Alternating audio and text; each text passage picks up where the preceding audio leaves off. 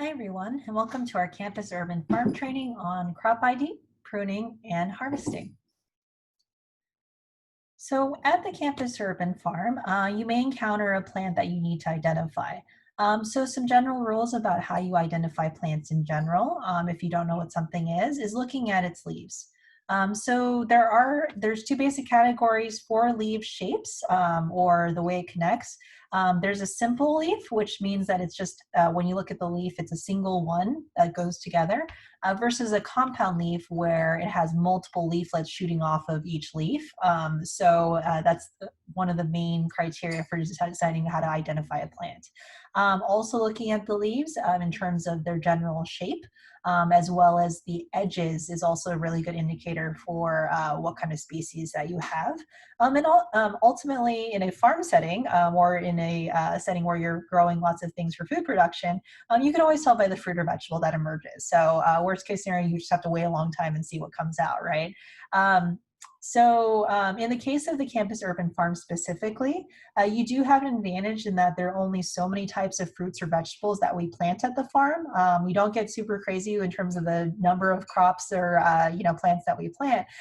So you will get familiar with them over time if you observe what we grow at the farm, as well as research specific crops that you know are being planted. In terms of other resources you can look at, if you don't know what something is, there are many free apps out available in the cloud. So you can download an app and actually take photos of plants and have them identify it for you.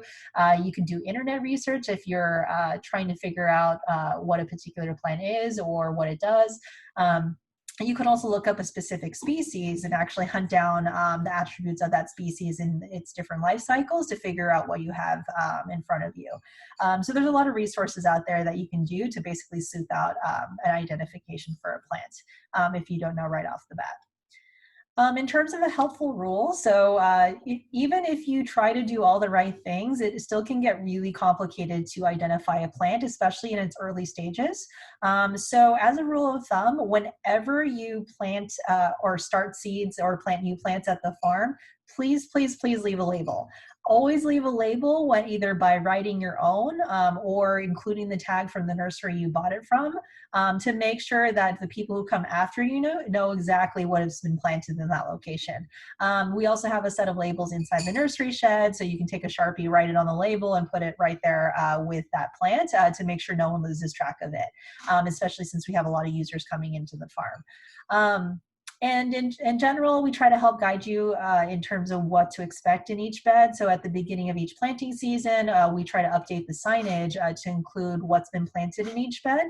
So you have an idea of what you're hunting for, especially when they're young and you might not be able to tell right away. Generally look for that in terms of identification for crops growing at the farm. And in terms of the types of produce that we have at the farm, we have some general categories to look out for: berries, legumes, which are essentially beans, greens, brassicas, root vegetables, nightshade families, squashes, gourds, as well as other / miscellaneous.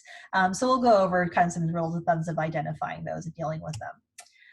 So the first up is berries. So the ones at the farm that we have are mostly vining and part of our vertical gardening projects. That includes strawberries, blackberries, and raspberries, with a very few bush exceptions, most notoriously the blueberries, which actually function as a bush and produce fruit that way.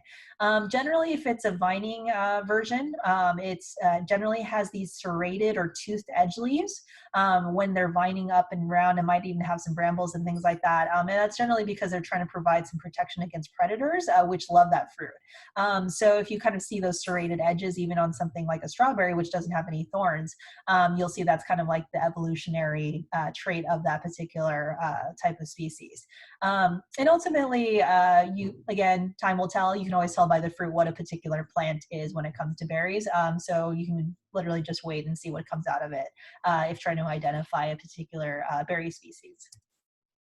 When it comes to legumes, which are essentially peas and beans, they have a couple of characteristics in common. Essentially, they like to vine and they like to spread out. So either they'll start vining upwards, or they'll start creeping over the ground in terms of providing a creeping ground cover when they're trying to expand. So they just like to expand in general, if you're looking for that. Generally, what makes them different is that if you take a look at the way that they're structured, they generally have very thin, lightweight stems. And that allows them to climb easier. So you'll notice that their stems are very thin compared to most plants, and then you'll see as they get older that they're starting to twist around and actually start moving in different directions. And in terms of legumes, they're flowering, and generally they have really deep tap roots that help fix nitrogen. So because they're one of the few plants that actually add nitrogen in the soil, they actually make a great companion plant for a lot of species as well. So all good things to know about legumes. So a general category of vegetables we grow at the farm are also greens. As a rule of thumb, greens generally prefer cooler weather, so you won't see many of these during the summertime just because they really don't like being hot.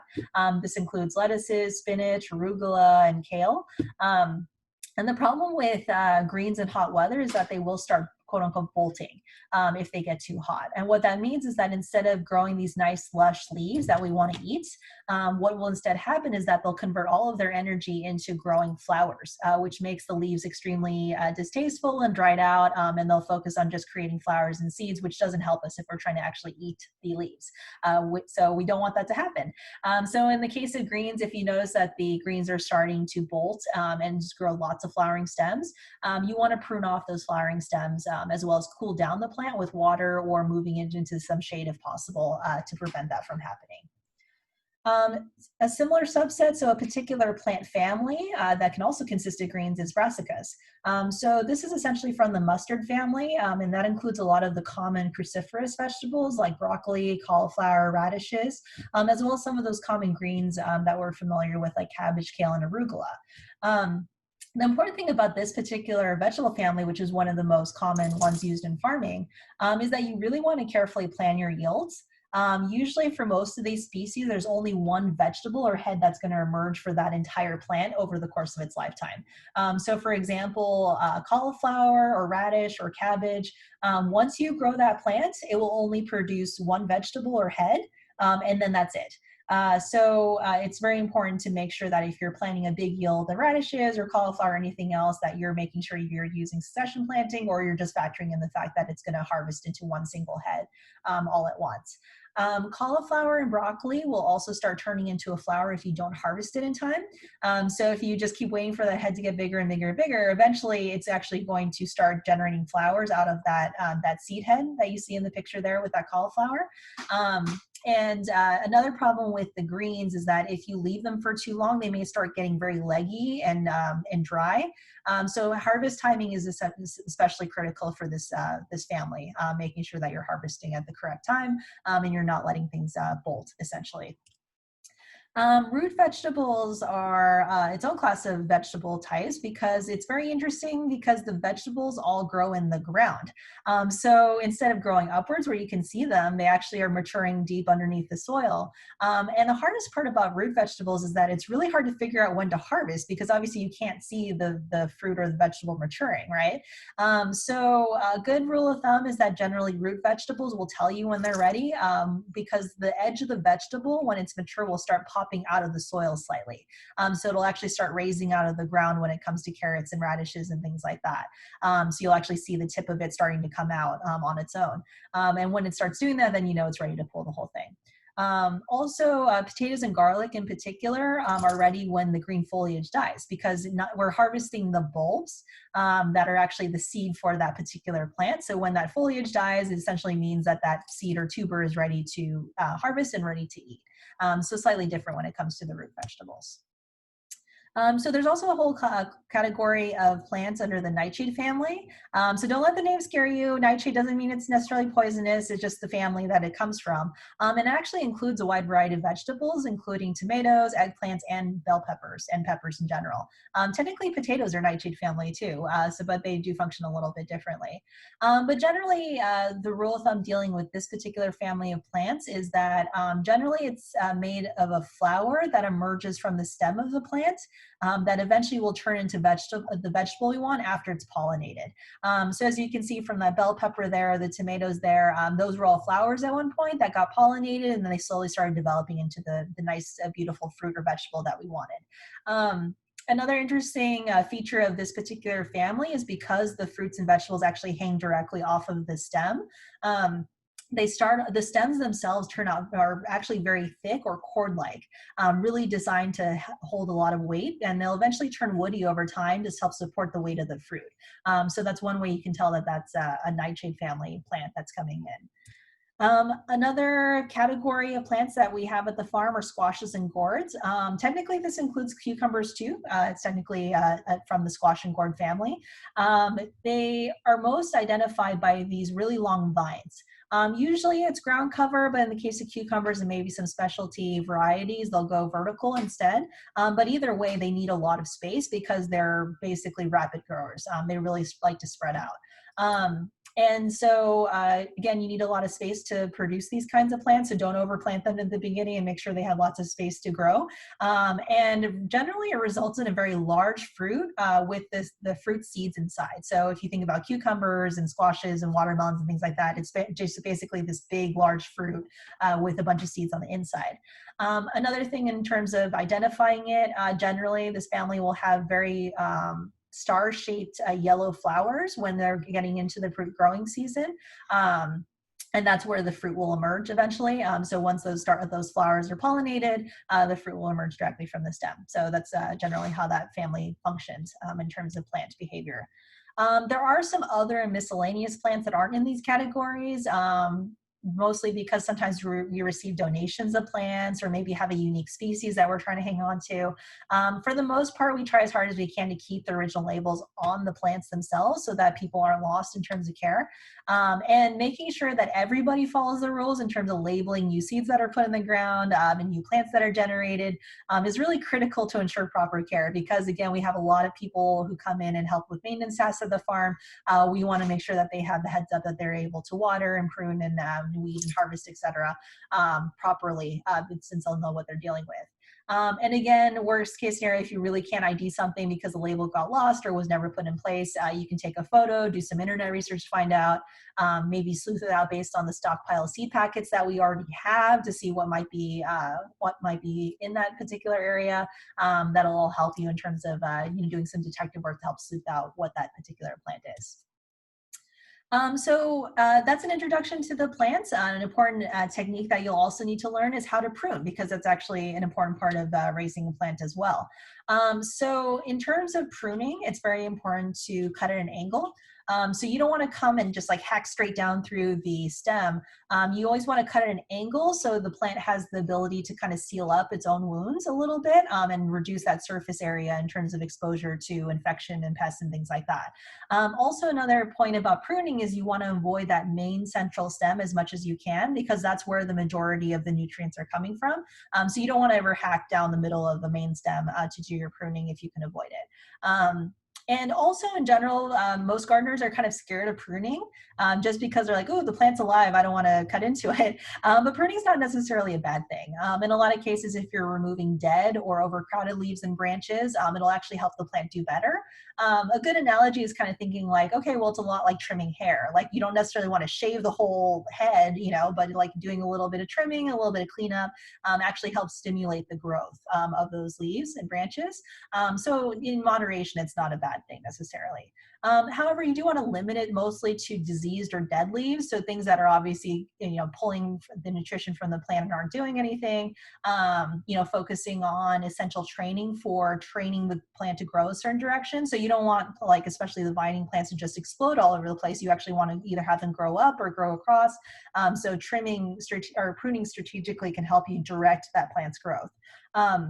Also, bolting it's really important to prune when bolting because you want to cut off those pruning flower heads as quickly as possible, because otherwise it'll ruin the whole plant if it starts going into flowering mode. So pruning is actually essential in some cases. Another scenario that you might also want to look at, especially in the case of tomatoes and things like that, is that you never want to have a situation where the plant is literally grown so dense that it's blocking its own leaves from sunlight. Then it'll create these kind of like dense understories that just tend to rot and like break down because they don't get enough sunlight. So make sure that you're doing enough pruning to make sure air circulation is in there and you get enough light to all the areas of the plant. So pruning is an essential function of that. One final rule is that, when you do prune, just don't prune too much. Generally, you don't want to ever prune more than 1/3 of the total leaf mass at any given time. Generally try to prune a little bit and come back to it later and see how it's doing. And in terms of where you prune, focus your pruning from the bottom and the sides. So you don't want to start from the top of the plant, because that's where the plant is getting most of its sunlight and most of its photosynthesis going. So you want to focus more on those side branches and things like that are closer to the ground, or just around the sides that might be growing in directions that you don't want. So that's generally the rule of thumb for pruning. So final kind of maintenance task that you might be tasked with is harvesting. So again, when it comes to root vegetables, you want to wait for them to start popping up to harvest. So the top of the vegetable will essentially start rising out of the soil to tell you that, hey, it's ready now. And again, foliage on potatoes and garlic specifically will actually just die completely first before you can harvest the tubers to harvest that. For other families, the color is generally a good indicator, especially on the fruits. So for berries, obviously, when you look at a berry, you want it to be that really deep color. Nightshade family crops like tomatoes and peppers, same thing. And size is actually a really good indicator too, especially when it comes to brassicas. So you want to make sure the diameter of that fruit or vegetable is on par with what you would want it to be before you go and harvest it. For greens in particular, again, with the cool season crops, you want to make sure that you're harvesting while it's still soft before it starts getting really stemmy and woody or starts bolting. And you can generally cut that with scissors to make sure that you're pulling that in order to harvest greens. Gourds and melons specifically, again, just like a watermelon at the store, you want to make sure you're knocking on it. And then if you do that, hopefully you should have a hollow sound when it's being tapped to let you know that it's ready and it's fully mature. For herbs specifically, herbs can be harvested almost any time when mature. A lot of the herbs that we have are perennial, so they'll keep growing indefinitely for many years. Some like basil are annuals, but generally anytime when they're mature, you can just pull those leaves and start using them. And again, flowers must be pruned if you don't want the leaves to bolt. So if you have herbs where the actual herb is the leaf, not the flower, make sure you cut off any flowers that are on those herbs so that they don't start exploding when it comes to particular types of crops. And in general, it's a good practice to make sure you're doing research on specific crops before you go and harvest it, just because there are specific crops that need an extra little hand-holding in order to secure a successful harvest, and maybe some extra steps that aren't covered by these rules of thumb. So as a general rule, if you can do, take a look at the plants that we're growing, do some research, or taking a look at the plants that you want to grow, and really get to know that plant, and that'll make sure you're helpful in these other areas. So with that, hopefully you'll have a good time researching your crops and help us with our Growing at the Campus Urban Farm, as well as your own home gardens. Thanks so much.